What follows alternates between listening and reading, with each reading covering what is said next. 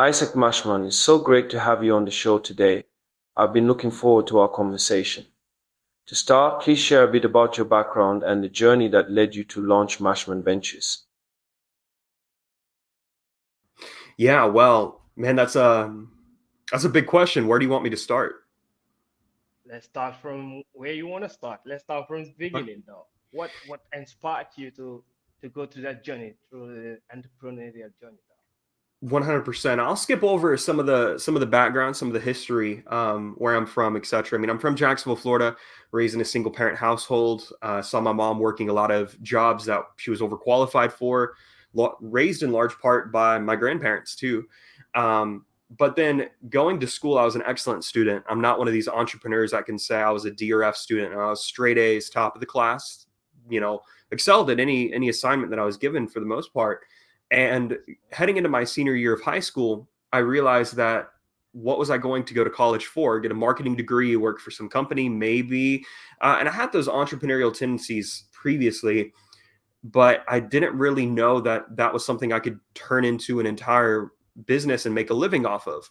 And my mom, and to the dismay of everybody around me, my camp counselors, my family, they're like, "What are you doing? What are you doing? Why aren't you going to college?" Because I was literally one test away from a full ride scholarship. And I decided to leave that aspiration and pursue business instead. I got involved with the industry of network marketing. I did three different companies, four different times. I went from that into wanting to do social media management and do the stereotypical kind of work that a lot of people are doing online. And I went and tried my hand at drop shipping and 25 other businesses, though? not 25 literally, but at least six. And in 2019, when I was living in California, I started to network with a lot of musicians and talent out there. And leading into 2022, when I went back to California, I decided to launch a record label and I was managing artists and musical talent. But then guess what happened in 2020? The pandemic. Yeah. And when that launched, we had a concert that I was going to fly out to Indiana to attend. One of my artists was performing. It was pretty much sold out. He canvassed his city and handed out a bunch of tickets. But we decided to end it and to call it off because at that point, we weren't sure if COVID was going to kill everybody or if it was just like the common cold or what it was. And so we didn't want to take any chances. And thinking about the optics of that, we decided to call it off. And by doing so, the artist that I was managing at the time lost a lot of that passion and lost a lot of that care that he had towards music. And so at that point, I figured, do I really want to be in the music industry? The only way that people make money in the music industry a lot of times is by screwing another person over or going at scale. Because if you think about getting paid by streams, you have to get paid at scale. With a million streams might pay you a couple $1,000s, but it what Definitely, is that definitely. pathway from one stream to a million streams? That's a very long path. And in order to make any money from that, you would have to scale it up to a very large degree or have somebody pushing and propelling you forward. But if that's your sole stream of income, it's not really a profitable business. And aside from that, how would the artist make money and how would I as the manager make money outside of maybe doing tours? But if it's COVID, you can't tour. So there's Yeah. no plan there because we didn't even get to that point of thinking about the business model and going really in depth. And so rather than being the Scooter Braun character, I kind of left that idea behind and left that. I mean, the page is still up on Instagram and everything else. I haven't spoken to the artist in a while, but I wanted to preface this and go into detail. I haven't talked about this really in a lot of detail very many times, but I saw a lot of people working with business owners, but not the business or the, I saw a lot of people working with businesses, but not the business owner. That's what I'm getting at. And so I knew I didn't want to go back and do that kind of social media work for a company or trying to help you with your social media or manage it. I hate that done for you kind of thing. But I saw that there Mm-hmm. was this blue ocean market and a lot of people wanted to build out their own personal brands online. And I saw that, man, I became that go-to person in my friend group. Everybody would come to me and say, Isaac, I need your help with this. Can you help me with X, Y, and Z? What could I do to make my profile better? How can I gain my following? And after enough people approached me and seeing that a lot of these big influencers at the time, I mean, think about Gary Vee or Ty Lopez, they were the ones that I Yeah. was following in those early days. Not so much now, but they built out their personal brand to a very high level. And I figured, man, I've already done something right with my own personal brand. why don't I apply that to other people and turn this into a business? And hence, Mashman Ventures was born in April of 2020. And over the past 4 years, it's been a wild ride with plenty of pivots, plenty of successes, plenty of downfalls. And I'm glad to be sharing a little bit more of that story with you today, AJ. What an amazing origin story already at such a young age, very inspiring. Let's go back to the early days of Mashman Media. What were some pivotal early moments or struggles you recall from those critical first few years of getting the business off the ground? Yeah. Yeah, well, I mean, thinking about that pivot, it wasn't really a big deal to me because I made so many changes in the past. But to the person listening to this, they might be thinking, man, if I'm making a jump for my career or jumping into a new business, it's scary. It is scary, especially the Very first couple of scary. times. And Very scary. you have to come to terms with the sacrifice of time that you've already put into something. And that's an aspect that I really haven't even thought about until now, where I had to say, Isaac, I know that I devoted the past 6 months or the past 3 months to trying to build this up, but big deal, leave it in the past. Appreciate that all of the work that you've done in the past has contributed to what you know today, to where you can now, after the first couple brands that I was working on building, I knew what I needed to do to build out a new company brand, to get online, to build out the social media, to build out a following. And I also knew that by leveraging my personal brand, I could start really directing traffic and building this as something that I could take pride in. And thinking back to that initial time, it was scary because I didn't even know what the company was going to be defined as. I launched Mashman Ventures without even defining it as a public relations firm.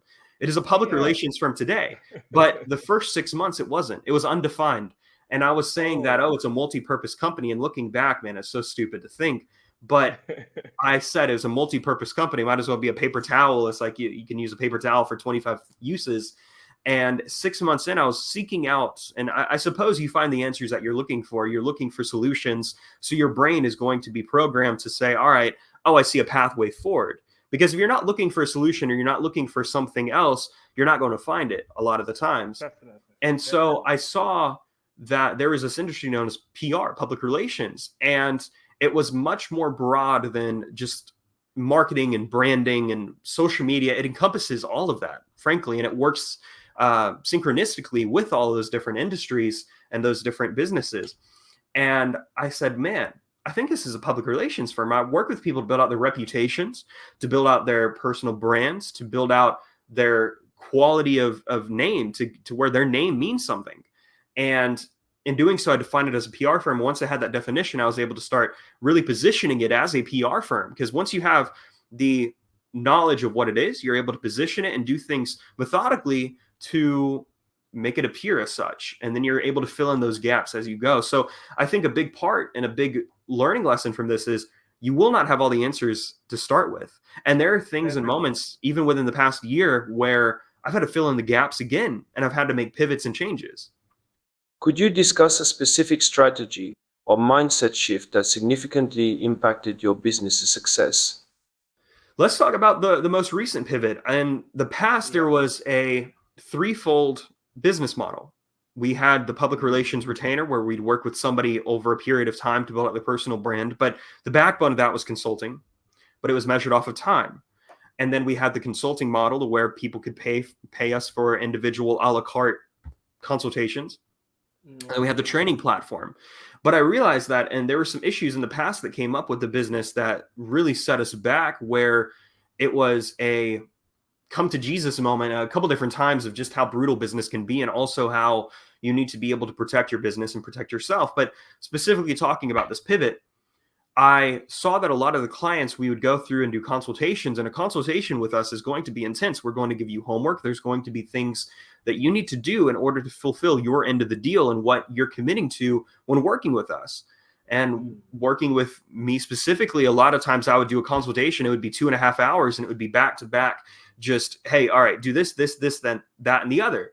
And it would be recorded. They would have access to that. They would be able to go through, but it would still require a lot of work. Again, that's the downside of done with you versus done for you. Done for you, you're able to control a lot of that without relying on the client. But done with you, you're walking with them and guiding them. And I mean, thinking about consulting as an industry, the consultation industry, the management consulting especially, is worth over $11 billion. Like, individual companies are making 11 to 13 billion dollars just off of consultations and consulting clients. And the overall industry of consulting is worth 300 billion, if I'm not mistaken. But the largest public relations firm is only worth $1 billion. And so I saw these things and I was like, why not have the best of both worlds? But I wanted to eliminate the problem of, if we were doing a consultation and we needed to get another one of the books for 2 weeks from now or next month, and you didn't fulfill what you needed to do, then I would have to change the overall topic of what we needed to discuss and cover, right? And so I decided to eliminate that retainer and move 100% into the consulting realm with the training platform in addition to that. And that was after seeing a problem, I was able to find the solution. But even then, that required that leap of faith, which, as we discussed a minute ago, was necessary to even change the business or go from business to business, but even more so to make a change inside of the business, because it's something that you're not getting rid of, but it's growing and evolving. And a lot of times, I mean, thinking about working out, it creates pain. In hindsight, what adjustments or decisions proved to be most beneficial for your business's growth? What is the biggest change that provided the benefit? Yeah. I would say that pivot, because I was overcomplicating the process, and I really came to appreciate the idea of consolidation. A lot of times we try to complicate things. So we think about, oh, we need to add things. Yeah, we need to add a bunch of features. We need to add a bunch of this, a bunch of that. We need to go ahead and sell this. We need to, and we get so caught up in this improving, and the intentions are right. We have the right intention, and that is to over deliver, to provide value, to do something great, to be someone great, because obviously you don't want to do something that's lackluster and deal with the consequences of, somebody calling you a scammer, for example. That's what a lot of entrepreneurs, it's like, if you don't deliver, you're going to deal with the consequences. And so I think that's 100%. Consolidating things, though, and realizing that you have to stay on track with the initial ROI of what somebody's getting when they're paying for working with you. So, for example, are you selling the feature? Or are you selling the solution? And that's something I had to do with the business. And this is just speaking, very intensively about Mashman Ventures. But I think with anything else, if you're trying to do 25 different things, you're not going to be able to focus on them. And Andrew Carnegie, who is, by all accounts, the richest man in America at one point in the 1800s. I mean, everybody knows about Andrew Carnegie.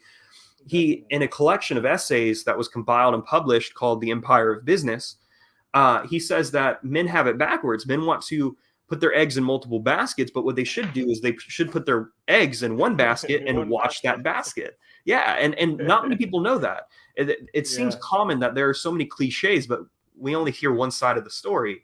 And thinking about that, I wanted to make sure that basket was secure before I moved into other things. And I suppose that you can put the equivalent to building a house. You want to make sure your house is strong and structurally sound, but at the end of the day, it's still providing shelter to you. And that's the main reason you have a house. What role does personal branding play in your entrepreneurial journey, and how has it evolved over time? Well, initially, I knew that I wanted to just be known as Isaac Mashman. I think that talking about... But by the way, you're doing a great job, though. Thank you. I appreciate that. But if you think about what your personal brand is, I always preface any answer that involves personal branding with a definition of what personal branding is, because there are so many misconceptions about it. And I have quite a philosophical approach to it. But your personal brand is you. You've had your personal brand from the moment you were born. A lot of people believe that your personal brand only exists online. It exists on social media. And they are extensions of your personal brand. They are marketing channels and vehicles to getting more people to know about you. But your personal brand exists on and offline. It's not a matter of, oh, social media disappears tomorrow, so do you. No, people are still going to know you. And so it's so much larger than what a lot of people believe.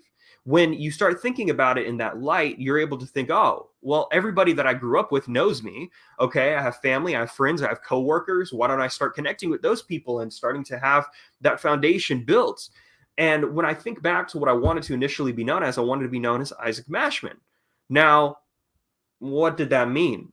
Well, I was this young, ambitious kid. I was this entrepreneur that didn't necessarily know what that entailed, and that's okay.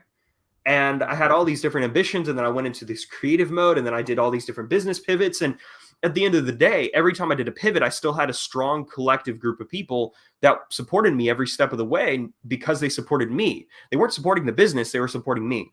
And thinking about that, once I committed to Mashman Ventures, I was able to market and promote myself as, all right, no, I'm Isaac Mashman. You still want to know me for the coffee addict, for the personable person, or the person who might crack jokes or might be, a little aggressive at times. That's okay. Those are characteristics of me. But I also wanted to be positioned as a public relations expert, as somebody who you could view as a personal brand authority. And that's when I started to take those action steps, such as getting onto podcasts like this and having a conversation, because you cannot fake what you know on a podcast. It's much more difficult to fake something if Definitely. you're in person and live. I mean, we're live, right? If I'm stuttering 1,000 times and I don't know what I'm talking about, you guys are going to be able to see through it. And so it keeps you committed to this expansion. It keeps you committed to your promises. And I was also able to devote time to getting onto articles and building out my website and building out my social media following and creating content and all of these other steps, which, I mean, we could get into the strategy as specific as you would like, but to build myself up as that public figure. And I think that a lot of people today, if they want to be able to stand out, they have to be a public figure. And it's not from a narcissistic perspective. It's from this is essential to my growth and success, because you are fighting against 4 billion other people on the internet. That is a lot of attention. That is a lot of competition. That is a lot of eyeballs. If there are 4 billion people on the internet, you're talking about 8 billion eyeballs and a lot of just, other creators that are probably brilliant too. And so you do not have to be the most brilliant person. You don't have to be the person who is the most talented or has the most money or resources, but you have to put yourself out there to start making that name for yourself, AJ. Yeah. Let's delve into that strategy a bit more. Last time when Instagram and Twitter went down, I remember seeing one of your posts advocating for the power of omnipresence. It really caught my attention. Could you share more about what omnipresence means to you and how you leverage it in your business endeavors? Yeah, you're talking about my mention of omnipresence. Now, Yeah, the omnipresence omnipresent though. is typically talked to or mentioned when we're having a conversation about God. God is everywhere all the time. Now, in the least sacrilegious way possible, you need to be omnipresent with your personal brand. You need to be everywhere all the time. So if Instagram and Facebook went down or disappeared or got deleted, or I think now what is in the news and would be worth mentioning is TikTok. TikTok is going to probably get banned in America in the next 6 months if it doesn't get sold. But I have a feeling they're going to just ban TikTok, and all of these creators that have millions and millions of followers on TikTok are going to be out of luck, because if they're only relying on TikTok to build out their audience, if that gets deleted and they don't have their Instagrams, they don't have a YouTube channel, they don't have a following on Facebook or a following on other platforms, well, there goes all their hard work. So whenever you're building out your personal brand online and social media specifically, you need to be building a diversified audience. I mean, you and I are connected not only on Instagram, but also Facebook. And after this conversation, we'll be connected on Twitter or LinkedIn or everywhere else. I think we're already on LinkedIn. But thinking about that, you're able to maintain those relationships. And every single time somebody views you on one platform and then they go to another one and they see your face, I've had so many friends say, Isaac, how can I forget about you? It's like you're everywhere. You open up, I open up my page and I see you here, and then I go to the different app and I see you there. And that's done purposefully. That's done intentionally to create this awareness around me, around what I'm doing. And that right there, building out that omnipresent personal brand, is something that I think a lot of people overlook, because they get told this information of, oh, only build on one place, focus on one place.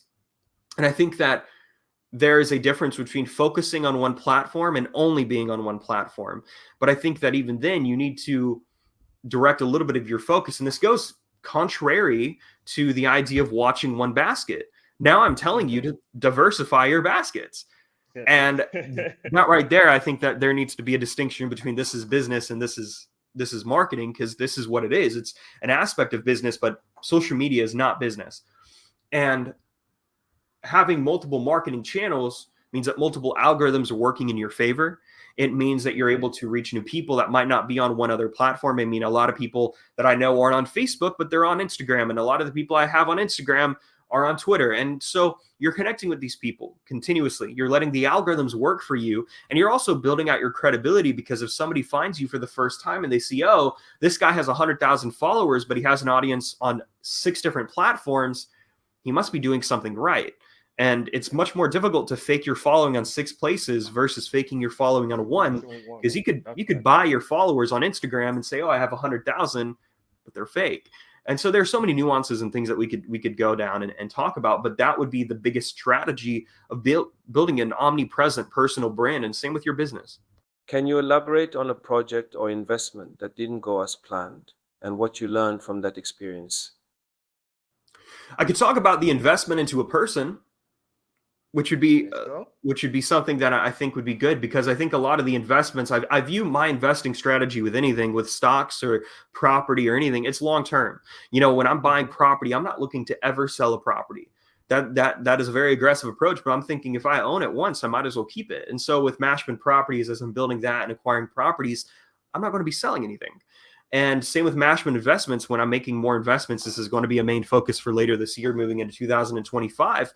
I'm going to be looking into the people and investing into projects that, yes, I see a lot of growth potential in, but also ambitious founders that I can count on, that don't complain, that have grit, that are able to push forward. But I'm thinking about some investments into clients and thinking through, I'm not obviously mentioning anybody's names, but I think that there have been circumstances where my gut has told me something and I've ignored that feeling.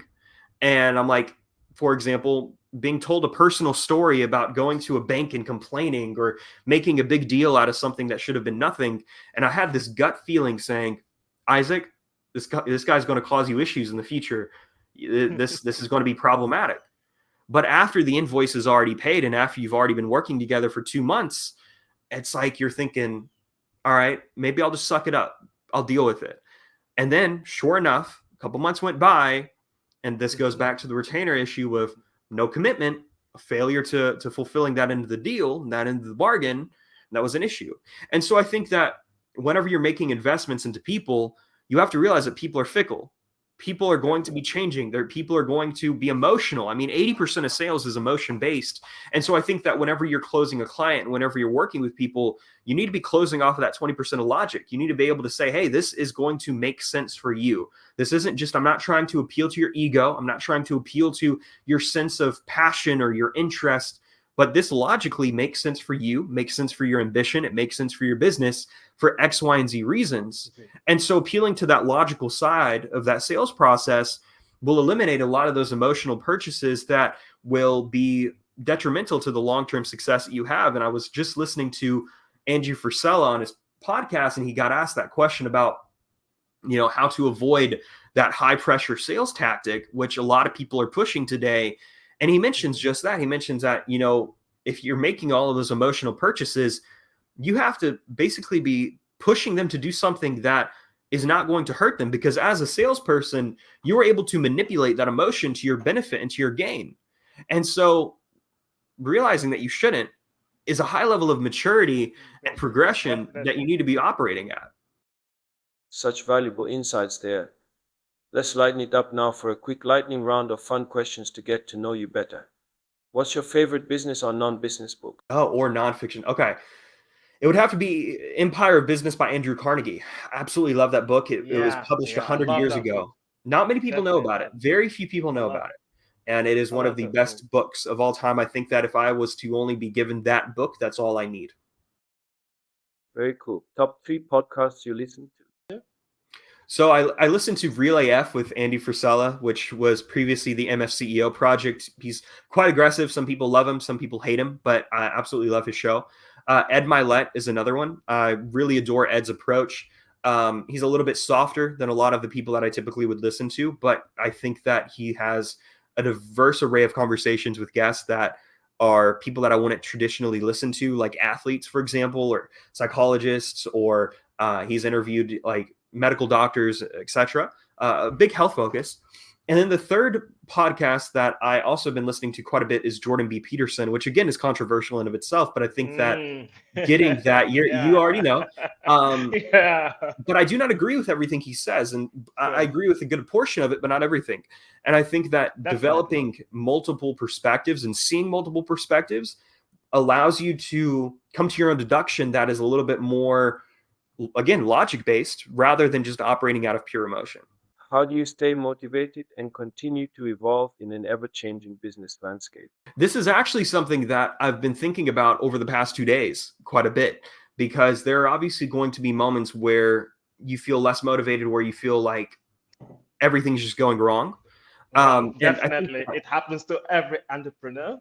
yeah, and I think that those little things, those little like aspects of, maybe a podcast studio taking an extra 10 minutes to get going, it's like those are little annoying things that stack up over time. And so I think that not a letting those things get to you is important. But I'm thinking about the two different energies that you can operate from. You can operate from that dark energy of like, man, oh, he said something, he said I couldn't do it, let me go do it, Do and be like, screw you, like, all right, it. you know what, I'm going to Proving take that, and someone wrong. yeah, and proving it Even wrong. proving yourself wrong. Even proving yourself wrong. Yeah, How can you say that? Yeah. and I Go believe ahead. Go ahead. that I've operated a large part from that energy and over the past couple of years. And it was either, for example, my stepfather in those early years. I've talked about this quite a bit on other shows, where I would be like, all right, you said I couldn't do this growing up. Well, screw you. Guess what? And then being able to validate the successes. And I think that one of the big changes that I'm going to be doing moving forward is becoming somebody who operates from the standpoint of let me build something great, and trying to move a little bit away from that darker energy, because you can get consumed by it. I mean, you think about Star Wars, if you've ever seen Star Wars, the Sith get consumed by that darkness. And I think that having that on command, one of the most controversial figures in Star Wars is Anakin Skywalker. And not to get into such a nerd conversation, but he has both of those conflicting sides which are pulling at him. And I think being aware of that is important. So when you want to stay motivated, I think having something that you want to build that is great is wonderful. And also having the side of you that's like, I'm going to prove you wrong, is also good. What legacy do you hope to leave through your work? I'm not really looking to leave a legacy. Definitely. Now, the reason I say that is I believe Yeah. that to pay attention to your legacy while you're alive is to take away from the time that you have today. I'm going to be dead.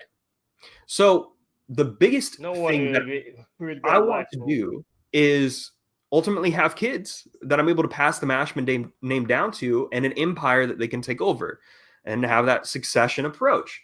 But I do not want to be focusing on, oh, what will Isaac be remembered for? I already know that with my actions, I'll have that remembrance, but I would rather have that today when I'm alive. I mean, you think about an artist who is dead, a lot of the artists that we study about today, they were not known when they were alive.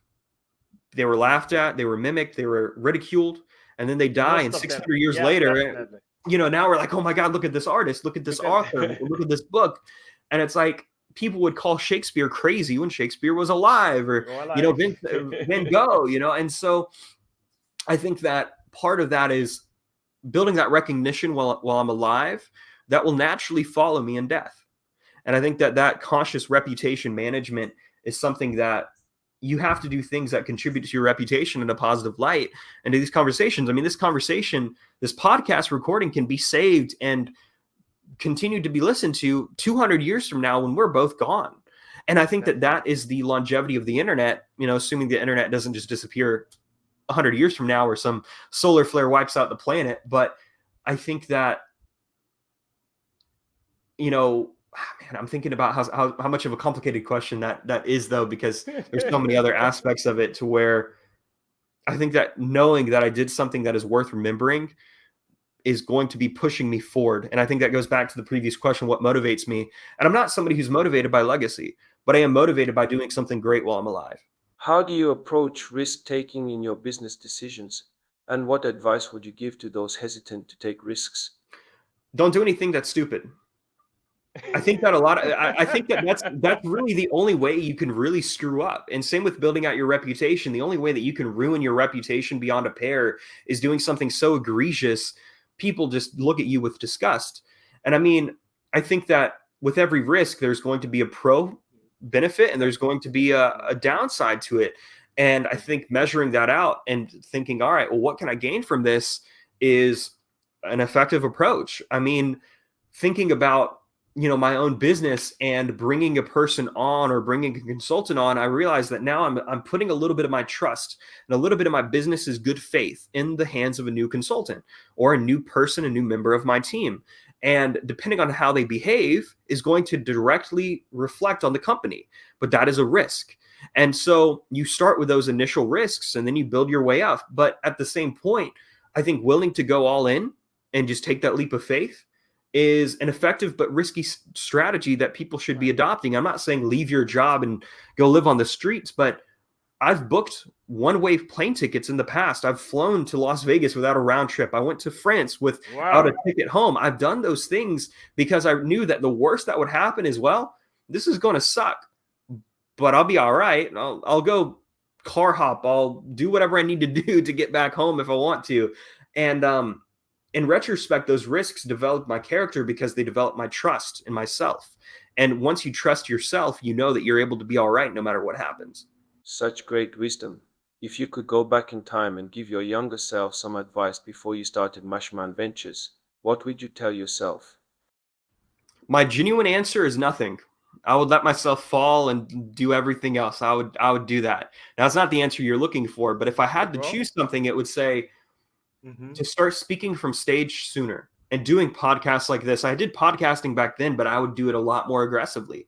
I would try to get in front of as many people as possible while being the person who is the focus point. And whether that's talking about my story and talking about, because you don't start knowing everything. Like you don't start out as an expert. You have to develop yourself into, and even then I do not consider myself an expert. I let other people say that for me. And I think that's a big thing as well. I mean, unless you're a lawyer, and you have to go through 8 years of law school, the term expert can be thrown around loosely. And I would rather somebody else validate my knowledge and serve as that edification than me trying to convince you that I'm somebody worth paying attention to. And so I would say to younger Isaac, get on more stages sooner, sell to more people at scale, and that will ultimately allow you to be known by many and get to your goals sooner. Isaac, thank you again for your time today. I learned so much from your stories and insights, and I know our listeners did too. Wishing you continued success and looking forward to watching Mashman Ventures grow. Thank you, AJ. AJ, it was a pleasure, my friend. Join us next week as we unbox yet another riveting founder tale. Until then, remember, stay scrappy, keep dreaming big, and let your entrepreneurial spirit soar.